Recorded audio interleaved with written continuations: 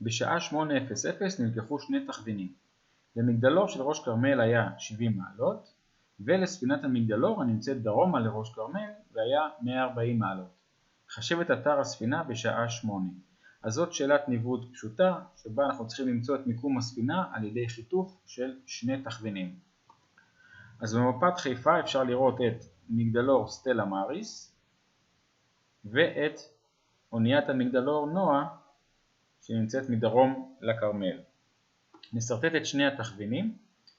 הראשון 70 מעלות לסטלה מאריס, נסמן עליו חץ אחד, נרשום את הנתונים 70 מעלות ושעת המדידה 8 בבוקר, ואת התכווין השני לאוניית המגדלור נועה, חץ אחד, ונרשום 140 מעלות את הכיוון ושעת המדידה, ובעצם בנקודת החיתוך ביניהם הספינה נמצאת בשעה 8, וזהו המיקום.